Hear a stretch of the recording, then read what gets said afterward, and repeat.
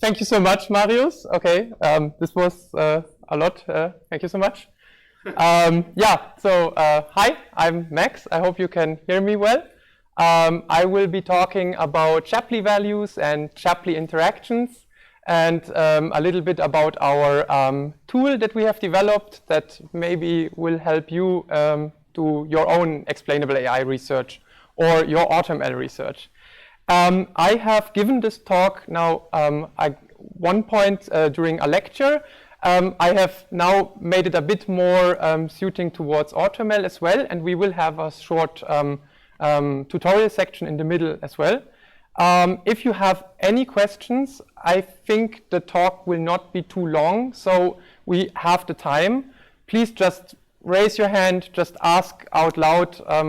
My hope is that I can show you a little bit about game theory and that cooperative game theory in particular, and that you enjoy it and you take something with you. And at the end of the day, all code and the slides and everything we will share somehow.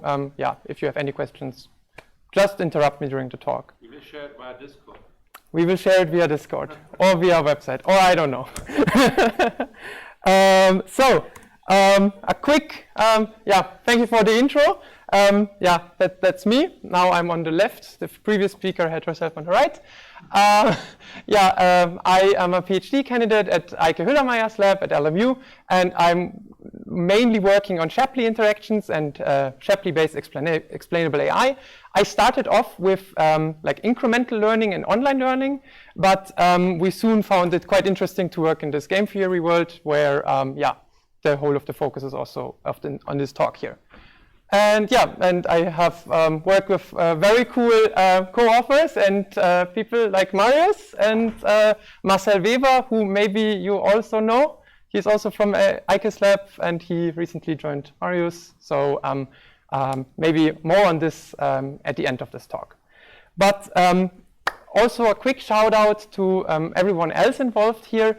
Our repository here, or like our ecosystem in a sense, this is now actually growing quite coolly. I don't know how to say it otherwise than that. We have now 17 contributors, 2 of which are bots, so we have 15 real people.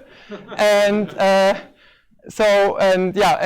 the first people that came already into the project that brought their own methods and wanted to implement it in shapiq because they also worked on Shapley interactions. So this is kind of growing. And there's also 2 people that also did something with hyperparameter optimization already that have some other packages that tried to fix a couple of bugs that we had in the beginning. So my goal of this talk is, quickly here, how I have it structured: quick input round, then tutorial, Jupyter Notebook, and a little bit of a wrap-up afterwards, what we've seen in the notebook, or some follow-up work that one could maybe do that is a little bit outside of explainable AI. But my goal of this talk is really to bring you this Shapley framework a little bit closer, and also introduce a couple of formulas and show you the formalization of the whole thing, and give you all the tools that you might use to use this tool, shapiq, for your research. But before we start off with that, I would like to give a very stupid example of why we may need explainable AI, and that could be the following: that we have some machine learning model that you can think of as a function mapping from an input space X to an output space Y, and you don't know what this function is doing. And there are a lot of functions that could exist that could produce a mapping that you observe in your training data or in your test data. And you don't really know what the function is doing to compute you outputs Y given X. And for a stupid example here, we could have the task of, I don't know, cancer prediction. That's a task where you have some data about your patients, and you want to say, does this patient will get cancer? Yes or no? Super stupid binary classification. But in such a hypothetical case, you would not want to have this thing happening where you have a doctor and suddenly Bob appears And yeah, the doctor examines Bob, takes the data, and says, yeah, you have cancer. And now Bob asks, so, oh, wow, why? What makes you, why do you think I have cancer? And then the doctor says, yeah, I don't know. My model just says so. So this situation is rather awkward, and we would like to reduce awkwardness a little bit. And this is why we would like to know why this function f did what it did. And this is where kind of this field of explainable AI emerged, where we just wanted to get a set of tools that can examine any black box function and answer why questions. Questions like, what features are generally important for my model? Like, what features change the prediction of my model? That does not necessarily say that these predictions, that these changes make my model better or worse, but just that some features affect my model. Could be that a lot of features actually don't do anything in a model. For example, a decision tree that does not split on any of some features might probably be not important, is not influenced by some features.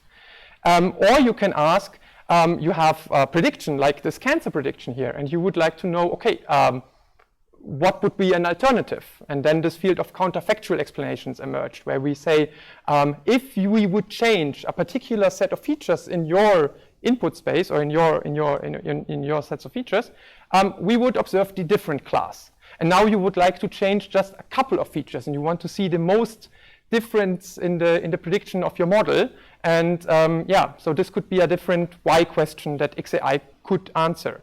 And all of this, at the end of the day, results in we understanding our models a little bit better, and yeah, being able to highlight certain drawbacks or certain things that were surprising, that we didn't know beforehand, that our model actually learned. And yeah, so this is usually the intro that we give when we say why explainable AI is important.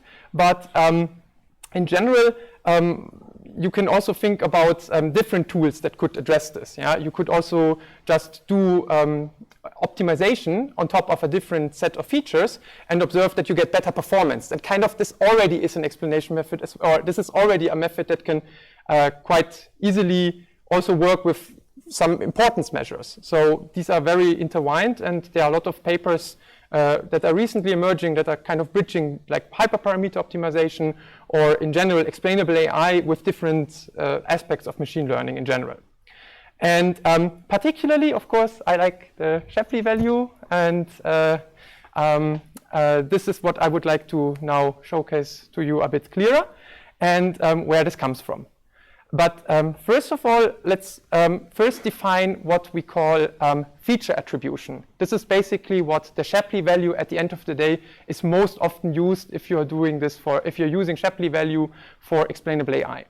And in feature attribution, you say you want to have a model F, you want to make a very stupid model of your model F, and say that you want to mirror the behavior of the model as closely as possible by assigning contributions of each of the features. Okay, I will start from the formal definition again. So in feature attribution, you just want to create a smaller model that is representative of your larger model, and you want to know what are the most important parts of your input space that either drives your prediction in the one direction or in the other direction. And you can think of this as, for example, here you have a one additive decomposition of your function f that you want to approximate. So you have your black box function f, and you just want to represent this black box function here now with a linear model that has a baseline, this phi0, and a sum for each of the features which also is in the training data. And of course, this approximation here is for sure not going to be perfect. Some model that is not linear, you cannot perfectly represent with a linear explanation. But from the most general point of view, you now at least know what the features what features influence the model the most going in one or the other direction. And you can think of this as this line here, where we see that we have a model f of x, that a model f that predicts for some data this 4,500. Okay, sorry, I don't know why I'm struggling so much to explain this here right now. The California housing data set, you probably are quite familiar with that. California housing data set, you want to predict whether your house is expensive or whether it's not expensive. And you have a couple of features that kind of can describe whether your house is expensive or not expensive. And here we have trained a model. This is my f of x. And we now want to know why this model made the prediction that this house is super expensive. And this 4.54 here, 4.5 is quite a high data point in this California housing data set. And now you see, okay, on average, all houses are getting predicted to be roughly $200,000. So you want to know how did the features change the prediction from this baseline prediction, this average prediction, towards the prediction that you observed in this particular instance here. And now you just see, okay, all of these features just increase the price. So kind of all features are important. All this red always in this Shapley world always says like it's driving the prediction higher, or blue would mean the prediction is getting lowered. And here we see all of the features are important and they drive the prediction towards the higher price. And now you could also say you now have a little bit of an understanding that all of these features are kind of important, but you don't know really why, how features could interact with each other. Because at the end, because when you, I'm sorry, yeah, so let's go here, why these features could interact with each other. So in this first example here, we just have the Shapley values, which is just a one additive decomposition of your model, which says, okay, my prediction, it gets higher because of these features here, or it gets lower because of some other features. But if we now say we don't only compute values for each feature, but we also compute values for each pairs, you get a little bit of a better understanding of how features are influencing the whole model.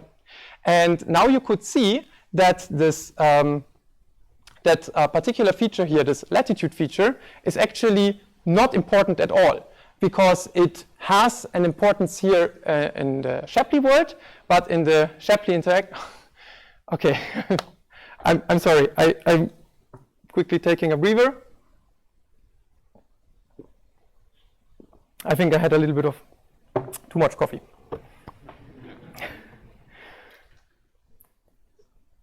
So, I will start quickly from scratch. Feature attribution. You want to know for one particular data point, why does my model predict a particular output? And now you say you want to assign contribution scores to each of the individual features, saying this feature here increased the output of the model or decreased the output of the model. So what you can do with Shapley values is you can say for each feature you have one score. And this one score can either increase or decrease my output of the model. But when we go further from just looking at particular features, and we also allow groups of features to be also represented as a score, we get more scores that we can play around with. And we can add different values to each of these scores and see whether now a combination of features is increasing my model output or is decreasing my model output. And while still having access to the individual scores for each individual features. And in this example here with the California housing data set, it's quite interesting to see that while we have an example where actually all features seem to be quite important for making the prediction, we have this latitude feature, which kind of says where from, from north to south you are in your in Californian. in California. And this actually seems to, it looks like this feature is important because it kind of gets an attribution score. But actually, once you compute all interaction scores as well, the score for this latitude feature just vanishes. It just disappears. So the score is actually 0, and only the interaction between this latitude feature and this longitude feature gets a score that is non-zero, because this highlights now where exactly you will be on a map. So this model has actually learned that some hotspots on some hotspots like Los Angeles or San Francisco are high-income areas where there is a lot of where houses are usually more expensive. And this you know by the combination of both of these features, but also that you could say that once you are closer to the ocean, then there will be more expensive houses closer to the ocean. This is still encapsulated in this other feature, this longitude feature, where you are on the east-west diagonal here. And so the goal for the whole thing here should be that we now can also say something like this, where we could first look into whether some features or scores are increasing or decreasing our model individually, or whether there are some interactions involved. We now can also increase our space of scores and see whether there are actually some interactions involved or not. There was a question behind here. Yes.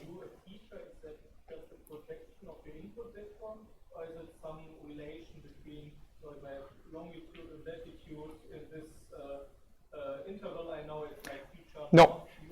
For this purpose here, a feature is really just this feature, this longitude feature, the whole, yes. But we will make it a little bit general and then come back to this in the end as well.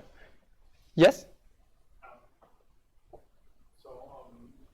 The thing that I want to understand is that you can construct arbitrary interactions. Mm-hmm. So you can construct, I don't know, feature 1 to the power 100 interacting with the feature 0 to the power second. So of course, like you can build those interaction terms, but then like you lose in explainability, right? Because I can understand yes, yes, the latitude. yes. But the combination is super hard to understand. And even I will also come back to this in the end because I have a special slide for this. But yes, the higher we go with interactions, the less interpretable we are currently with our explanations. However, we are also becoming what we call more faithful. Our explanation is actually more closely mirroring how the real model behaves.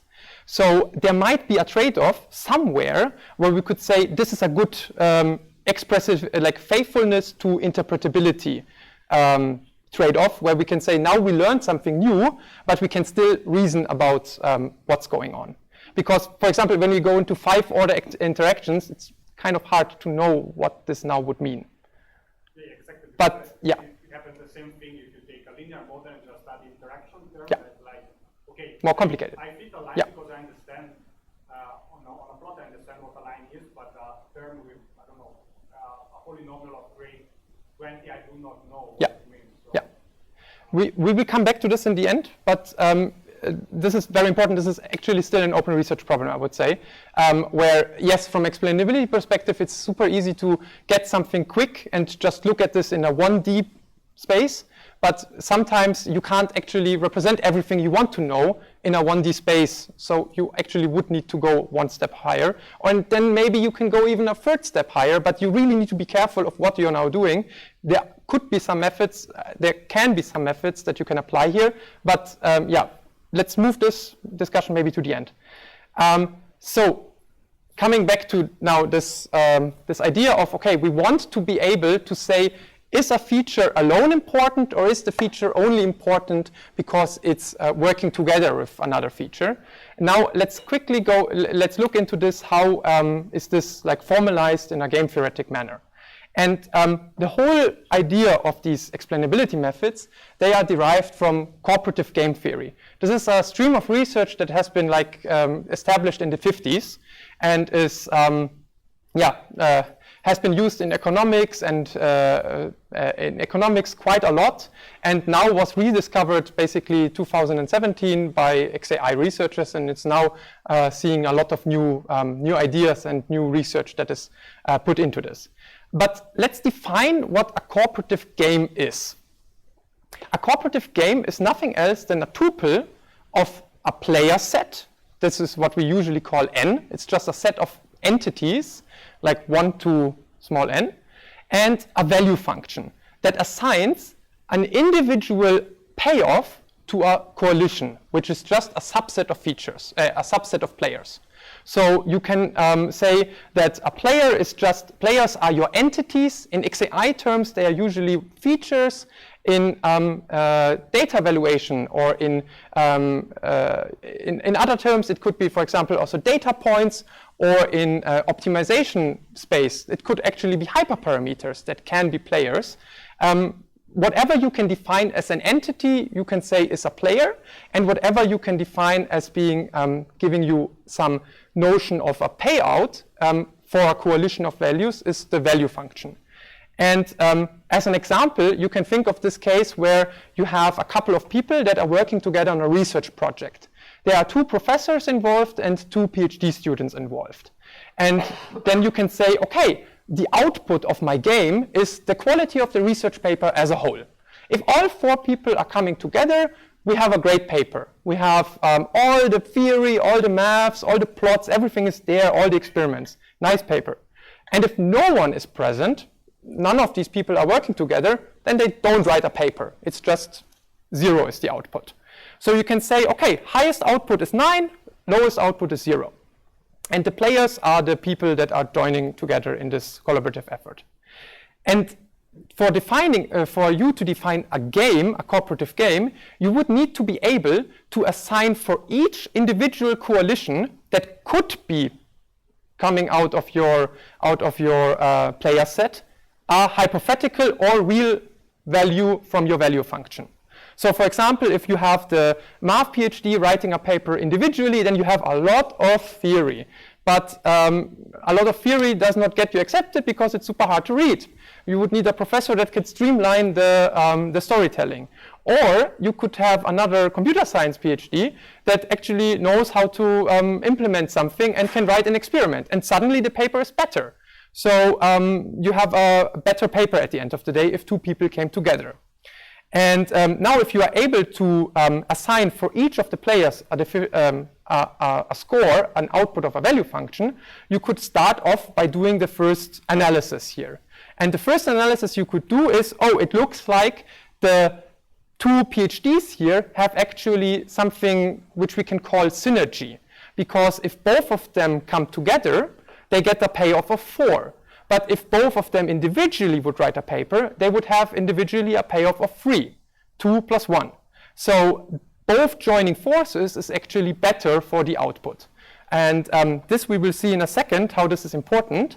And now you can say, okay, when we have such a thing, such a cooperative game, you could now say, okay, if I want to assign, if I want to find a score which captures how my individuals in my game have contributed to the whole output of my to this cooperative game, you could define these 4 desiderata here, these 4 axioms. You could say someone who did not contribute anything to this game should receive a value of 0.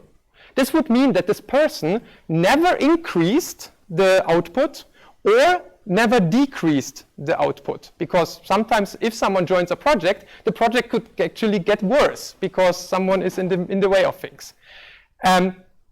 A little side note, on average. But you could also say that if 2 people really did the same work and basically always improved the paper or made the paper worse equally, then these people should get the same value as well, if you want to assign value or worth to this game.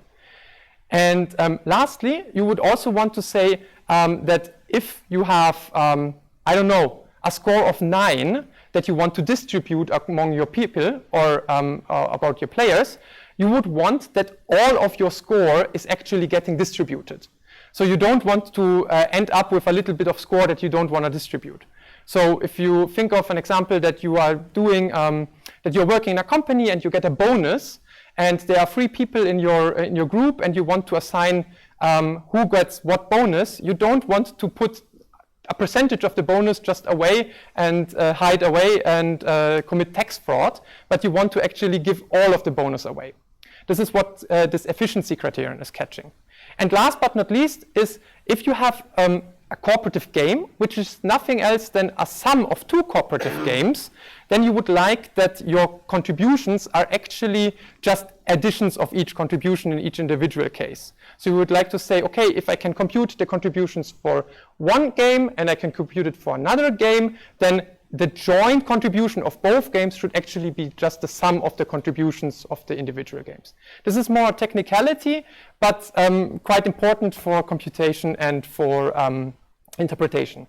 But at the end of the day, if you say these four things are what you want to have, which is kind of often something that maps quite close to what we say is something fair, is a fair measure of worth or contribution, then this is the only formula that satisfies this. And this is the Shapley computation formula, which just says that a score for a particular player is nothing else than a sum over all so-called marginal contributions. A marginal contribution is you observe what your game is doing, the output of your value function with a particular set of S players or a coalition, and now you add one person to this set and you just see how much is this difference. Is this now getting better or is this now getting worse? And at the end of the day, you're just taking an average over this. This term M here is something technical. This is a weighting of this, but at the end of the day, you have a weighted average over these marginal contributions, and this is what the Shapley value will need to compute. What you need to do for computing the Shapley value. Yes. Would that make a difference if, like, let's say, like the player added, like the original base of number of players in the original base was much larger, and then like the additional player, if it added, the contribution would be lower? This can happen. But does this formula also take into account the initial size? Both of these things can happen. So it can get higher or lower. At the end of the day, we're just taking an average over all of these marginal contributions. So sometimes a player might increase the worth of the whole set, and sometimes a player might decrease the worth of the whole set. At the end of the day, if the player more often increases the worth, then he's contributing positively overall. If he more often decreases it, then it would be a negative Shapley value.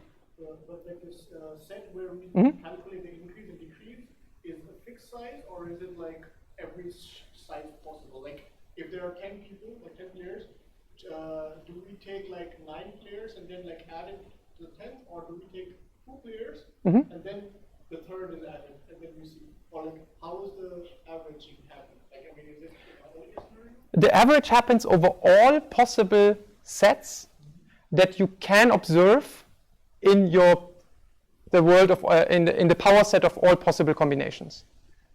So the set n contains 2 to the power of n different combinations, and for each of these sets, you need to see what happens when I only observe the one S and then the other one I.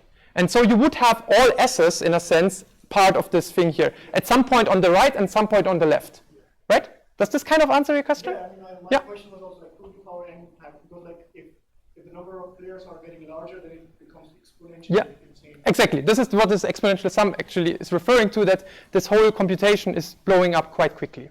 Yeah.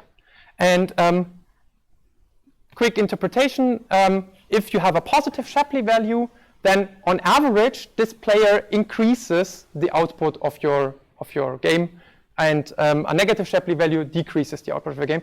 And a 0 value would say, on average, over all coalitions, we observe no change in the output. All on average, over all coalitions. Sometimes you can have positive and negative, but they could cancel out. So Shapley value is kind of the summary measure over all of these possible coalitions.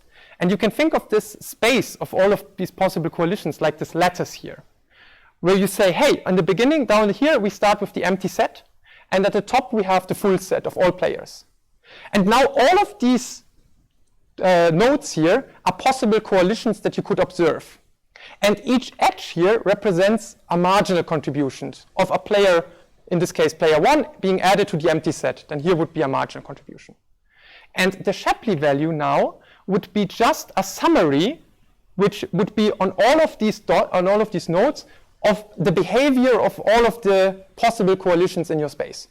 This space, of course, grows exponentially, like you just said. Like one player more, you have a lot of more edges here. And yeah, Shapley value, a one additive summary of this whole space here, would give you n different n different values. But you now can also say that you make this summary a little bit bigger, and you can say, okay, now you also increase your explanation order from 1 to 2, and you say you try to summarize this whole space into more summary measures here. Yes? I'm guessing if you have a small decrease or a small increase, Mm-hmm. you can say, okay, this is 0. If you have a huge increase on one case and a huge decrease in the other case, does it handle it still as a 0, or does it take it into account? It would, if at one coalition you see a plus 100 and in another coalition you see a minus 100 and no changes, then it would still be 0. Like this can be obfuscated away. And this is kind of problematic sometimes. Yes? And so if you say, oh yeah, another question here. I understand how this works in a simple model like Mm-hmm. linear regression, for example, but when it comes to more complicated where you cannot clearly see an interaction, how do you calculate this value? Because usually the data is not as exhaustive where you have all the features the same and the sequencing in one feature. So how do you see that if you change one feature on the one, how to do it? If you have the most complicated model, which operates on these 4 features here, you could just do the 16 coalitions and get the Shapley values, similarly as with the easiest model that you can compute the Shapley values with. So at the end of the day, it's just an average. The Shapley value is just an average over all of these edges here. So if you have a super big large language model and your players could be whether I add something to the prompt or whether I don't add something to the prompt, then there is definitely some non-linearity going on in this model here to come to some output, right? But if you can exhaustively search all of these combinations and observe, is my value going up or down, you can still compute the Shapley value, no problem, because it's just an average over all of these different combinations, weighted average. I don't know whether this question is, we can also talk a little bit later, but, okay. Yes? If I get this correctly now, like the regular Shapley values, at the bottom of the slide, I take into account everything, right? Everything. Okay. If I All interactions. want to go to order 2, Yes. the basis set consists of 2 entities, Mm-hmm. so my line above is not part of what I would consider there, right? Can you come again with this one? If my basis set now is 1, 2, 1, 3, 1, 4, Mm-hmm. I cannot combine these new entities. If I would combine them, I had like twice the 1 and 2 and 3, for example. So how do you solve this? I don't really get the question here. Maybe I'm just getting something wrong, right? If I, at the bottom line. So in here, the Shapley value is just an average over all of all the interactions that can happen.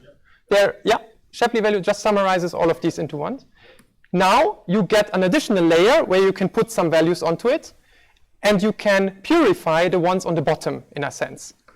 We will go to this a little bit later, what these interaction indices would be. But at the end of the day, you now just have a little bit more wiggle room to fit something onto this whole space of all combinations. Okay. I might confuse you a bit more here. I'm just waiting. Maybe you will Okay. explain this anyway. So. Maybe last question, and then we can go. No, I think Yeah. it's related. So like Yeah. in the upper layer, like Mhm. you can't have 1, 2, 3, 3. Yeah. No, you can't have this. So you You have only. Yes. You don't have sub interaction. Yeah. You don't have 1, 2, 3, 3. You just can't have quadratic. No. Is this related? So you only, in this case, you just have sets, right? So you have only a coalition, a set of features. You can't have 2 times the free in here. My point was just like, I thought in order to compute the order 2 Shapley values, now I assume my coalition to be the player, or not? Not necessarily. Okay, not necessarily. There are, maybe this will become a little bit more clearer, but yes, there are basically a lot of ways you can compute interaction Shapley values. One way would be what you describe. Other ways are different. At the end of the day, just think of these Shapley values as like averaging all of these different behaviors onto a certain set of numbers. And how you average is then determined by the specific index or the specific thing you want to use. Coming back quickly to these formulas here. Now, in the top, we have again the Shapley formula, where we just have again the sum over all subsets over these marginal contributions. Now the delta is just written into the small delta here. What you now can say, okay, I now understood this notion here in the first part. I now know Shapley value is just the average over all of these marginal contributions. Just knowing on average my value goes up or down over all of the combinations in S. Interactions average also something called so-called this discrete derivative here, which is this small delta here, which is just I observe now a combination of players I and J together. I have already observed S individually, but I now need to also subtract what I already observed I and J individually would add to this thing. This kind of now is no longer measuring contribution towards a set, but it measures synergy. How much do I now add on top of the things that was already added individually? Or redundancy. Think about you're starting a startup and you have a lot of expertise in coding and you have 10 more coders that would like to join your startup, but maybe there you would like to have also someone that knows a bit about the market and knows a bit about regulatory. So yeah, you can have redundancies in your set of skills, but you can have also synergies with other sets of skills. A bit weird example maybe, but this is now something else that we are averaging over. But at the end of the day, computing this thing here in the bottom is the same way as computing the Shapley value in the top, because you still need to go over all of these subsets S in your space of all coalitions and average them together in a different way. First Shapley, now Shapley interactions. And again, we have some weighting factor here that can be differently defined, such that you can have different interaction indices that captures different behaviors of your game. At the end of the day, you're still averaging this synergy effect to some, onto some scores. And yeah, for sure. So the formula is for k equal to 2, right? Mm-hmm. This generalizes also to higher order. Oh, okay. Yeah. So if you have like k Yes. strings, then we'll use the subtract. You would now, this is written here for clarity with this big delta, but it's a recursive formula that now if you have a set of 3, you would add a set of 3, you observe, here you would put 3 players in, you still would have to see what was the S without the 3 players, but now here would be 2 players, right? And then you would go into the formula again. It's just written here for a little bit for clarity, but this generalizes to also 3, 4, whatever order, up to the highest order.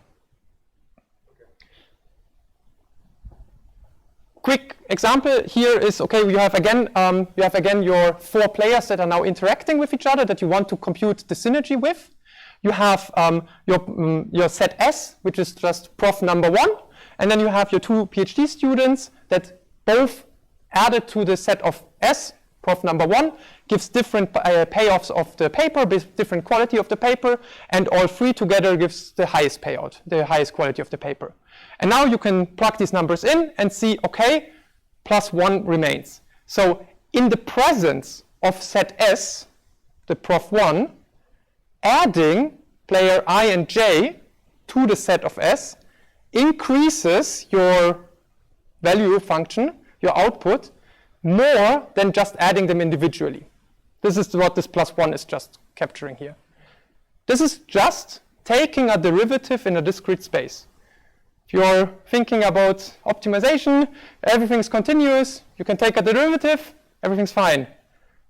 This is taking a derivative in terms of discrete spaces where you can add stuff and remove stuff. And you just take these derivatives and average them. And you can take also the third derivative or the fourth derivative, like just extending the formula, like you asked earlier. However, this notion here, which generalizes this whole like Shapley idea, Shapley was, I want to average this marginal contribution. Now, Shapley interactions say, I want to average these synergies. This notion here can be generalized in multiple ways. And all of these just say that we have a different weighting factor here in the beginning. So this m that you multiply onto all of these discrete derivatives can be different. It doesn't matter what it is, but it leads to different interaction indices. For the talk here, it really doesn't matter, but there are different instantiations of this generalization, and all of them have different pros and cons. But at the end of the day, all of them behave like this. You have this big formula, this subsets of S, and you just need to observe a lot of these outputs and average them differently. And then you have different interpretation mechanisms that can help you make a sense of all of this. And I didn't put anything more onto this in the slides, but we can, of course, I can also point you to some references later on how to compute this differently. But maybe also this is where the software can help you, because this is all implemented in there. You can just look them up. For me, one of the most useful indices, just that you have heard that, is the so-called faithful interaction index, which is an extension of the Shapley value by all of these values will still add up together to this whole like output of the model. More technical, but at the end of the day, I think this is one of the easiest to compute and also one of the most like useful for interpretation purposes. For other interpretation purposes, maybe this is not so helpful, and maybe other interaction indices are more helpful for you. But yeah, you can check this out in the library quite easily. And this I can just, positive again, synergy, blue, redundancy, something like that. And 0 means no synergy, no redundancy on average. Do you have any question regarding this part here? Would you say, despite my blunder in the beginning, that you now kind of understand this cooperative game theory part? Yes? Question regarding the California housing thing. Yes? That if we include interactions, the contribution of latitude vanishes. Mm-hmm. But we didn't really find the first order interactions We did. by including the second order interactions. We did look at all interactions, and we found that the thing for the main effect, so to speak, for latitude was just 0. So basically, you can think of this lattice again. Here, let's just think of this example quickly as this California housing data set. Let's say here I have now my latitude feature, and here I have my longitude feature. And the interaction of both of them would be this one here, right? So now I see, okay, Shapley value need to summarize the whole set of all possible marginal contributions onto these 4 values here. So if there are interactions between these two living in here, this would need to be summarized in this value here. So Shapley value says, okay, this one is important somehow, looks like it, but if we now increase the order of explanation from order 1 to order 2, we see that actually here now lies a value, and here is 0 value. And then we can say that. Find then the value at 1 differently by including the value in the second. Can you explain this again? What? Like how do you define the value for feature 1 differently if you include the interaction? Like I didn't see. Because this is now a different. Because this is now a little bit of a different value that you see. you have, Don't show the value from definition 2 yeah? anymore? Or If you say, I want to compute this thing here for order 1, max order 1, then this will lead to the Shapley value computation again. But now, when you say, I don't go to order 1, I still compute for order 1 and 2 together, then all higher order interactions will be mapped on top of the highest, so to speak, explanation order. And the lowest one are just pure. There will be no higher order interactions happening inside of this green thing here. This is a little bit of a caveat that you can just get for free from the Shapley interactions. So if you see a value in here, then this feature really just added this worth independently of everything that happened higher up. If you don't see something in here, then this feature didn't add this independently. The value is this changed if you include the next level? Yes. How is it defined? Because they are two different things. This one is the Shapley, order 1 is the Shapley value, the other one is the Shapley interactions. But you can see whether something has impact individually or it does not have impact individually. In the green one, that you could not say with the purple one here. Why would I ever not compute the second one? Because if you have 100 features, then you have 100 over 2 combinations, which kind of gets quite quickly infeasible. But yes, good question. Okay, but like, I mean, if I could compute order 2, Yes.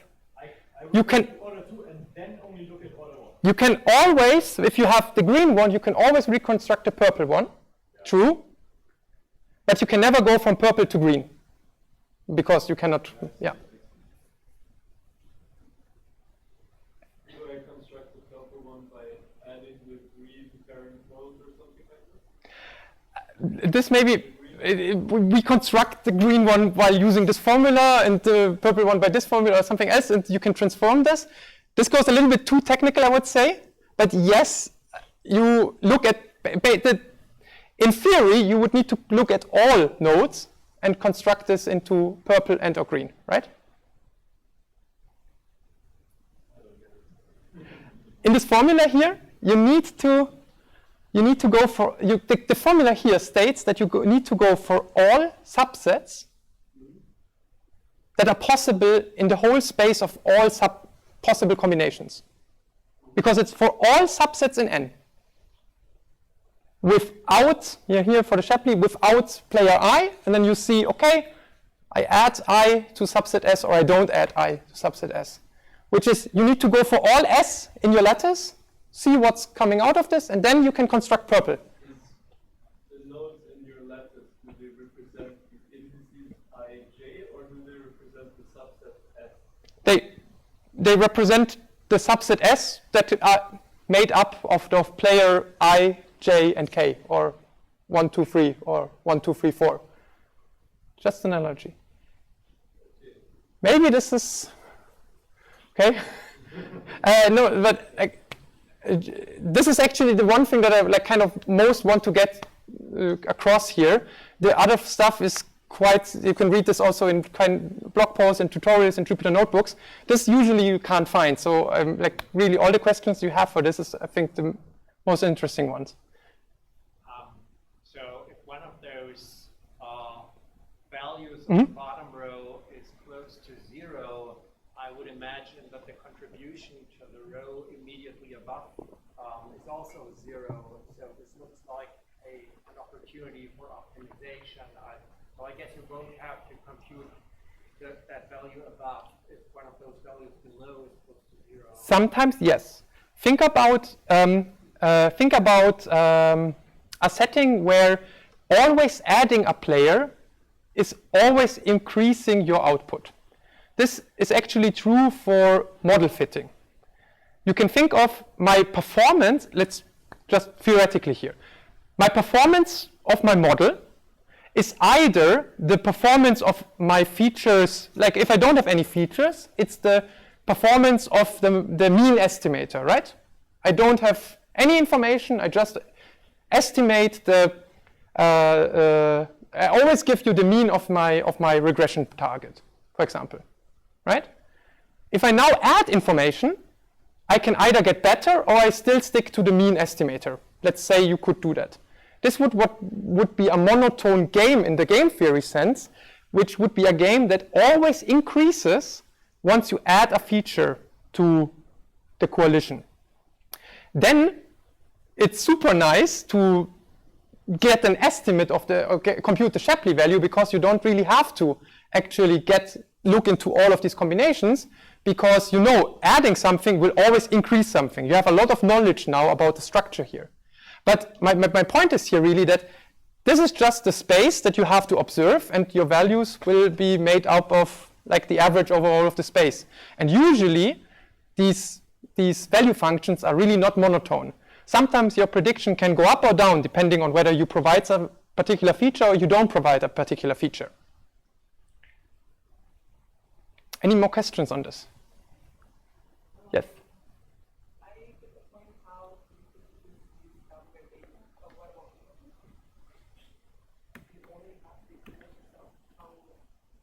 Good question.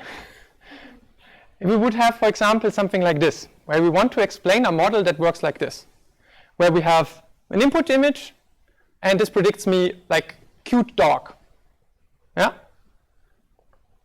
The feature space is all the pixels here, and now you want to know, okay, how do I make a cooperative game out of this, and how do I assign for each of the input pixels, or let's say like patches of the model, a certain value. Then you would need to transform this model into a cooperative game that you could do out of definitions here, but that you could do in something like this. One straightforward approach would be you say, okay, if I have no information, I just plug in the values of the average image. The average image in ImageNet is actually gray, which is super depressing. But average image is the value of no information.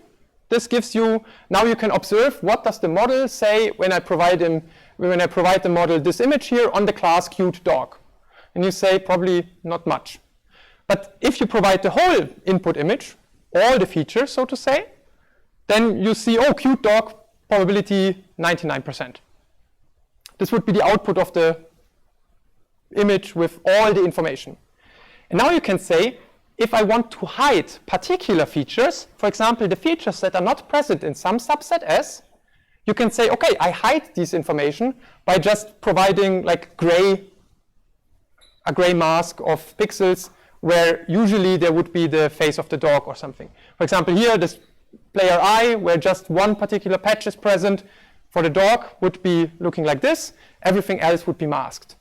This is the most stupidest way how you can frame like your image classifier into what we call a local explanation game, where you say, how do I remove information from my model to know whether some player contributed something or did not contribute something? Probably the class of cute dog will not increase much when I provide these patches in the top here. But with this patch, probably a lot of information is here.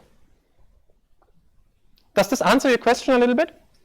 Yes, but I can follow up. Mm-hmm. So I work with 3D medical imaging. Have you seen a way of using For 3D images, you would probably have you could probably define a cool removal strategy based on this. Let me just say, if your model would be a transformer that was trained with a mask in the back end of it, like sometimes transformers are trained with a mask token, right? You do pre-training, whether you mask a token and you want to predict what was behind this mask beforehand. So usually you have this mask while you train, right? Setting your baseline not to this gray patch, but to this mask token leads usually way better results from an explainability perspective. However, this is also like, it's not theoretic, it's not so clear what choice you do here is actually the best, or what better alternatives are out there. This is still an open research problem. This would be just one way of how you can obfuscate something. You could also think of, okay, I don't put the gray patches here, but I put the mask token ID to it, if you have a transformer. Or if you have a tabular data set, you can say, hey, I just remove features because I sample some replacement data from my tabular data set. All of these are viable strategies of how you can frame your machine learning problem as a cooperative game problem. But with all of these design choices, there also come some trade-offs where you can define this in different ways, and then you see different explanations, and then you have to reason about that under the condition what you have chosen. This is way too much for this talk here, but there are a lot of papers discussing exactly this. And you doing something with 3D would actually be, I think, more in line in this direction here. One last thing, which might be most interesting for some of you guys, is TAPPFN, for example, is a model that, AutoML model, which is getting quite a lot of buzz right now. And it's also very cool from an interpretation perspective. Because Matthias is not here, but David is here, has written a paper about this, that TAPPFN is actually super nice to explain because of exactly this problem that we just had here, where knowing what happens if I remove information from my model is supernatural in the TAPPFN world. Because what TAPPFN is doing is, TAPPFN is does in-context learning, right? So you provided data, and you provided also a test sample, and you want to see what is the prediction now for this test sample. And removing information for TAPPFN is as easy as just not providing the column, the feature column, during your inference run. So you just don't contextualize your TAPPFN model on the features that you have, and you just get inference, you get retraining, so to say, for free with TAPPFN. So all of these strategies, we need to put some gray image on top of, we need to mask our features, you just don't have to do with TAPPFN, because you can just omit the features and you get this basically for free in the same compute time as with regular inference. And then you just say, okay, if you have a tabular data set which consists of, I don't know, 10 features, the coalition, like knowing what happens for TAPPFN with features 1 to 6, would just be, hey, I query TAPPFN with these 6 features and observe what the value is here. If I want to know what happens for feature 3, I just query it with these 3 here, with the feature 3, and observe the value in here. So you just omit the features during the inference step, and there you go. You have removed the information from this feature. And a lot of XAI research is actually spent on the whole of this problem, how to omit information, how to mask information. TAPPFN is a quite nice model to study from an explainability perspective because it kind of has this baked in. Yeah, and this would conclude this input part of the session. I have a question for you now. Do you want to work on the note? I have provided a notebook that uses now shapiq to do all of this, or do you want me to, like, it's designed that you do it on your own and then later on we go through it? I usually don't really like sitting in where you are sitting and doing the notebook on my end, because usually it breaks or it is super slow or something. So yeah, do you want me to just demonstrate stuff and give you the notebook in a sense as the solution, or do you want to sit down and do it actually with questions? Or do you want to look into more, I have a lot of more slides, but yeah. So first, who would like to do the notebook really on your own and do the notebook and have questions and good ask. Okay, no one. Who would like to actually look into the notebook, or who would like to look into more slides or more questions? More notebook? More hands-on, or more theoretical, more theoretical? Both? Okay, then maybe I could quickly grasp quickly show you what shapiq can do for you, show you maybe a couple of notebook cells, and at the end of the day, show you also like our collaboration with Marius, and yeah, and wrap up with that. So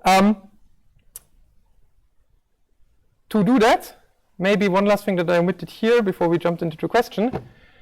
The main cool thing about shapiq now is that you can't do this computation for any realistic tasks whatsoever. Usually you don't have 5 features. Usually you have 20. 2 to the power of 20 is already a lot. So you need to compute these values also without enumerating all of the combinations. This has been done in the past, this has been done now, and this is still going on, that there are new and new methods coming out that compute this sum quicker, more better, or with more knowledge about what you are computing it for. And shapiq summarizes all of these methods that were previously only accessible in Shap, which was the predecessor here, and they were really looking onto this whole problem from an explainability perspective. And there were like 2 methods that were most important and that worked the best for XAI purposes. And we looked more into this like game theory world, and we said, okay, there are different methods as well, and we summarize all of them in here, and you can just use them to compute your Shapley values or Shapley interaction values just much more quicker.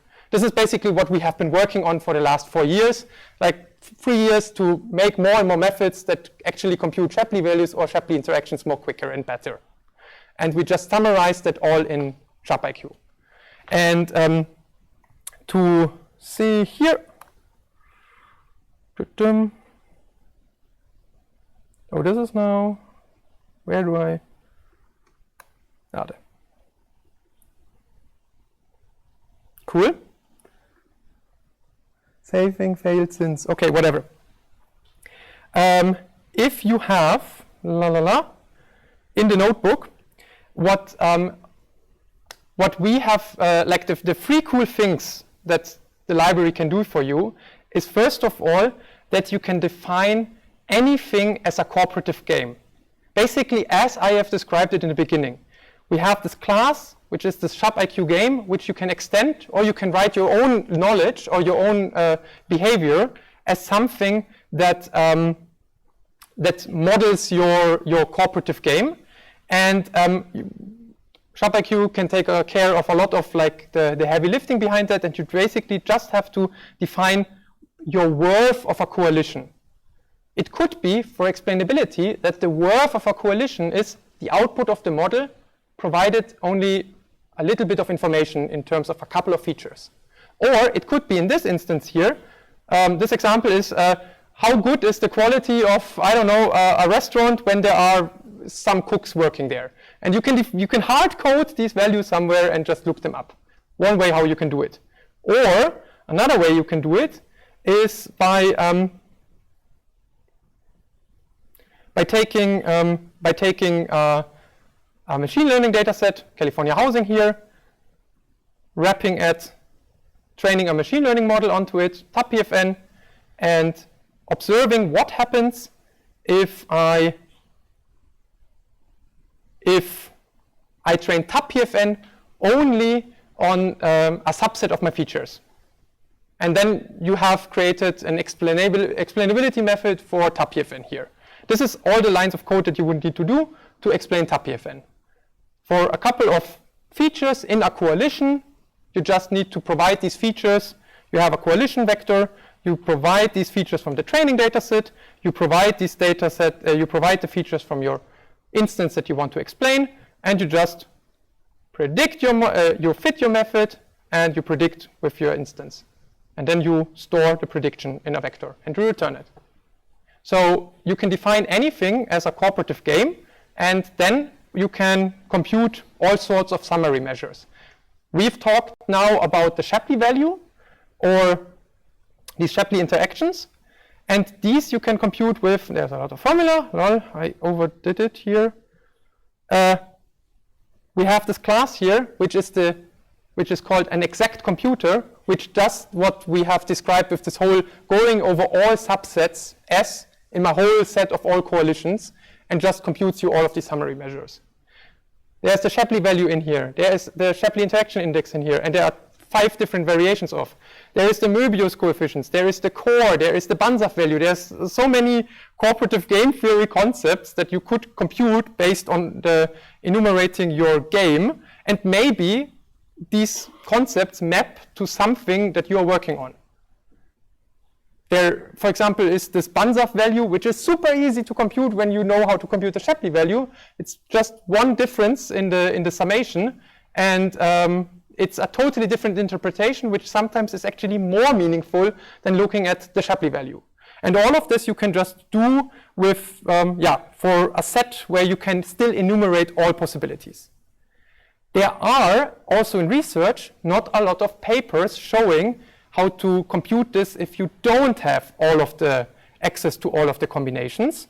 So we have, as we in the slides, we have implemented a couple of methods inside of shapiq that can also approximate these values. Where is that? Here would be one. Here would be one. For this FSAI, we have a regression-based estimator, which was, I think, 3 years ago on JMLR and on ICML. And super nice method, works super good out of the box, works well until order 3 with a high number of features, and you can get these values from. There's also something for the Banzhaf value. You can also use that. However, there are not for every measure, there are approximation methods. This is still open research. Sometimes you don't even need these other approximation methods because sometimes maybe these values are so obscure and no one needs them or uses them. So yeah, Shapley is widely used. So there are a lot of methods that compute Shapley. We've wrapped basically all important ones. There are now a couple of methods popping up for Banzhaf because it's also quite cool. We're trying to replicate this as well. So yeah, feel free maybe to check out. There are, I think we are at the end of the day with 20 approximators that you can use. And last but not least, you can also you get cool plots for free. So yeah, with the cool Shapley colors here. It's super hard to represent like to represent higher order.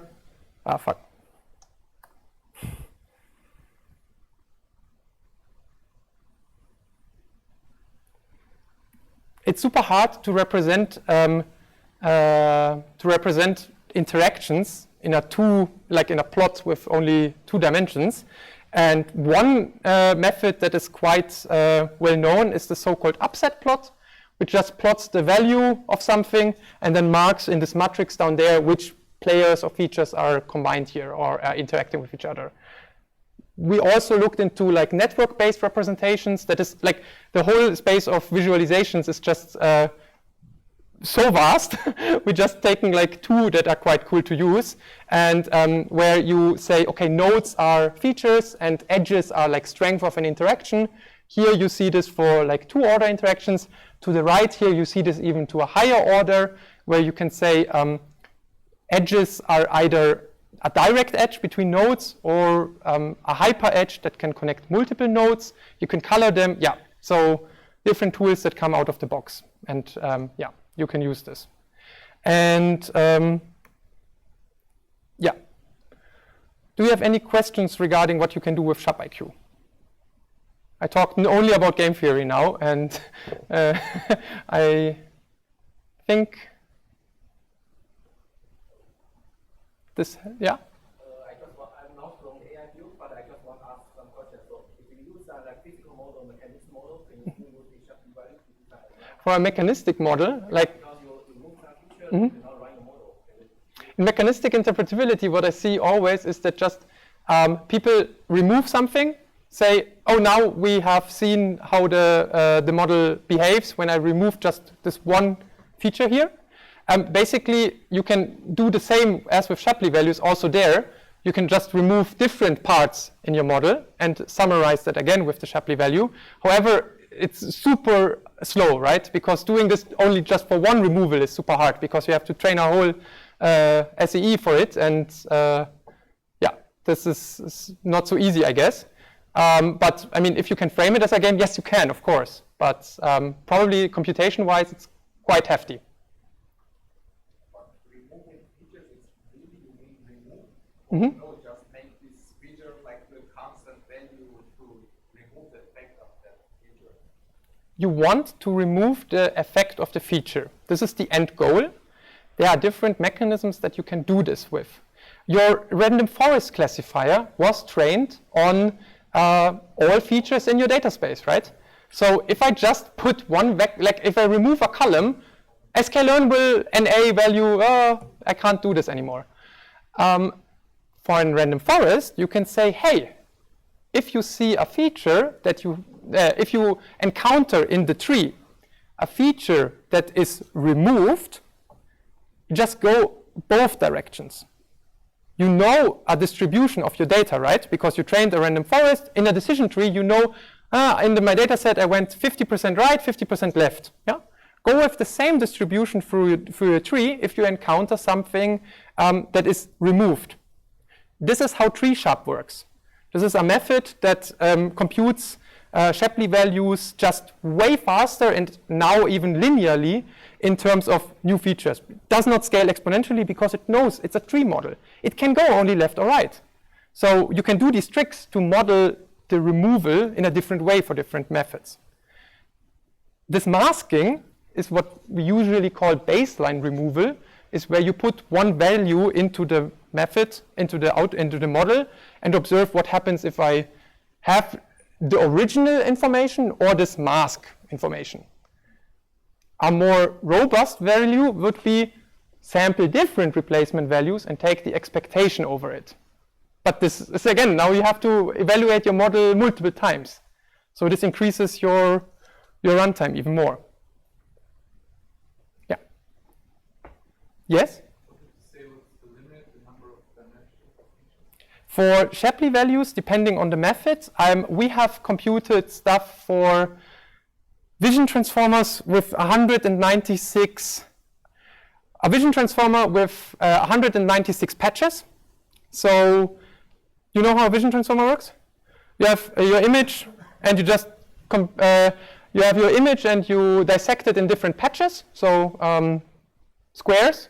You put this, you get an embedding vector for each of these squares, and you put this through a transformer. We ran this for a vision transformer with 1 million evaluations. So we computed 1 million different outputs of your model with different things masked or not masked. This took on a GPU like, I think, 45 minutes in sequentially. And then we got super stable results. So you can probably stop it way earlier. So I guess for Shapley values, I don't know, 200, 250, but you gotta really put a lot of compute onto this. This is really not a cheap thing to do. For interactions, 196 is way too much. 196 over 2, like the binomial coefficient, there are too many two-way interactions to even put into memory. So already this will blow up. So there, less, or just compute interactions for things that are most interesting to you. Again, there was a question earlier with maybe we can learn something about this space, about my old coalitions, and just compute stuff for things that seem interesting because they seem to capture some values. One method that was added to shapiq a couple of weeks ago actually is doing kind of this. They put a signal processing algorithm onto the whole Shapley value calculation stuff. So this is from Berkeley, people that just did signal processing like 30 years. They looked at this problem and said, this is signal processing. Just let's put a filter there and compute interactions. It works super nice. This is actually how this image here is created. And so, yeah, I don't know. Currently, with our methods, maybe 50, 60. But the higher you go, the better the method must be. And this is current open research. This kind of also goes into the direction you did earlier with the question regarding how many interaction orders would you want for an explanation, to get an explanation. If you say you have no interactions, you end up on the right here. you get a Shapley value. This is one summary measure for each of these features here. If you say, I don't care about interpretation, I want to have a full picture of how my model behaves, you can go until all interactions, up to order n, so to say. Now you see that there are a lot of negative, positive interactions that at the end of the day even will cancel each other out. But with this representation, I can predict you the whole output of your model with different combinations of features. This is like total faithfulness. My explanation is 100% faithful because I have captured all stuff that can happen in my model in my explanation. However, this is from an interpretation perspective, super hard. So there might be some trade-off. Like here, you see that if I go from order 1 to order 2, there actually are some redundancies that you uncover. Some things is not actually there is no positive interaction really, but there also is not only main effects happening here. If you go one step further, you see basically no difference from this image here. So maybe the good cutoff rate would be here, but this is super task dependent. If I can give a reasonable explanation, k equal to, I stop there. Mm-hmm. Could be. And this one actually comes from this collaboration with Marius, from this paper where we did not frame the task of explainability as a cooperative game, but we framed this task of explaining hyperparameter optimization. So explaining HBO with cooperative game theory. So you have a hyperparameter optimizer which looks into a configuration space and samples some configurations here and does an optimization run and selects a new configuration to observe. And as the previous speaker also said, this is a black box sometimes, depending on what you're doing here. And what we try to do here is that we say, okay, what can we define as an entity worth considering, like a player, and what can we frame as a value function, like an output of my model or like this cooperative game kind of thing. And we found that there are different instantiations here. We can say, we can either ask, okay, this optimal configuration that I have found, why is this an optimal configuration compared to some other baseline? Maybe the default configuration that I have in my data set, in sklearn, for example. And you can say, okay, we can do this ablation in a sense. We can just say, okay, what happens if I put this to the one configuration or to another? Or you can do this much more sophisticated and actually look into the optimization behavior. If you have, for example, some hyperparameters that often leads to better performances, you would want to say, okay, this is actually something that would need to get a positive value. So you can frame your game in this way and build a tunability game. There is a preprint out that is by Marcel Weber and Marius. You can check it out. This is also part of the notebook that you can look into. But yeah, at the end of the day, here we also looked into this particular game and looked exactly at this question. Is this hyperparameter optimization game, how much interactivity is here? Is there a lot of interaction or is there not so much interaction? And we did it the following way. We computed for all different explanation orders an explanation for the setting of hyperparameter optimization. So for each of these explanations, there was a lot of optimization going on. And we described this game now in different stages. And we look how faithful are my explanations for this game. And we see that at order 3, basically my explanations can basically explain the whole variance in the whole game. So there might be higher order interactions, but you can still kind of summarize them with a third order explanation. So you can do an analysis like this and can say, yeah, maybe for this third order is interesting, and then dig into it. What does this third order actually mean for this particular case? But first you can look into this, for example. Yes? Okay, maybe I missed this. What did you say you were trying to explain? I mean... Yeah, for this hyperparameter setting here? Yes, like if you yes. make a statement like order 3 explain, Mhm. then you need to say like Mhm. what you explain. Yeah, totally right. Let's make it a little bit concrete in this example here. This example here now explains you the surrogate model used in SMAC optimization. We run SMAC on a budget of, here in this case, 6,000. And over time, at different stages, we explain what does the surrogate model think about the hyperparameters, right? In the beginning, we see basically everything. SMAC thinks everything here can be important and can be used to get better performances out because it doesn't know anything. It has not, like the explanations basically just shows a lot of noise, randomness, uncertainty, whatever you want to call it. After a bit of time optimizing with SMAC, we see that this NL, what was it, num layers here, is very helpful for getting better performances. You see that there still is some interaction in here, but the main effect here of this num layers parameter is quite high. Once we go a bit further, you see that the noise actually increases a little bit, but you see also that this batch size here gets a red ring around it. So SMAC notices, oh, cool, I first used num layers to get some performances, but then I saw, hey, batch size actually also helps. So I can actually optimize both of these things. We explain again here the surrogate model.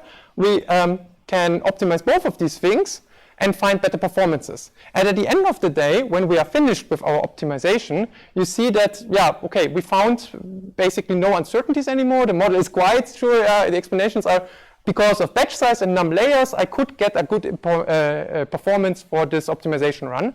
But we also have some redundancies behind that. So actually, you probably can tune them individually, and there is maybe not some synergy between them. So, does this example make it a bit more clear? yes. Mm-hmm. So you look at the graph, you say, we can see that it is explained. How do you quantify it? Like my question was, how do you quantify that this is sufficient? Okay, you mean in this graph here kind of way? What you can do is you can measure the faithfulness of your explanation. You have your explanation. In the first order, you have your Shapley explanation, right? What you now can do is you can use the Shapley explanation and try to predict the output of all different combinations of your game given your explanation. So if you say, hey, I get an L, number of layers, you can give a prediction of the output of the model by just looking at this, in the Shapley value, by just saying, okay, the output of my model is going to be how red this is. If you need to predict the output for the model for NL and batch size together, you add these two. This is not going to be explanatory for the whole game. You go higher. Yeah. And here you have, of course, the whole space. Yeah. This is the cool thing. So there can be an interaction, which is like a 5-order interaction inside of this game here. However, with these Shapley interactions, you could still have a good summary in maybe, let's say, 2nd order, which explains this higher order interaction. Still no idea how to really find the perfect trade-off here. Open research problem, but this could be like this kind of thing could be one first step to looking how much interactivity would be there. Yes. I think we are running out of time, so maybe. Just a quick one. Yeah. Sorry, I won't take much time. So would a good approach be like because you showed like the number of evaluations, the graph between the number of evaluations. Yes. When you yeah, exactly. So would a good approach be at 300 when we know that like the number of layers is clearly a very important node compared to the rest of the others? You just calculate the interactions between the number of layers and the other, like the number of layers and the other nodes, and do not take into account all the other interactions. Like because I see that like. This I don't know. So sorry. This I don't think. Like, was there any specific like special interactions that emerged, which were kind of surprising at 6,000 iterations? Because right here in we see that like the nodes that were in 300, like the number of layers, are also important when we go further down the evaluation. But would it be a good idea to just like fix like at like 10% of the run, you fix? Okay, this is we know that like this is okay, cool. This is kind of what we did here, because behind the scenes you need to compare your model with a model that is well optimized to make this plot happen. Basically, what we did, we ran SMAC longer to make what you just suggest already happen at 6,000. Basically, you see at 6,000 there is no difference between a SMAC run that ran for 20K.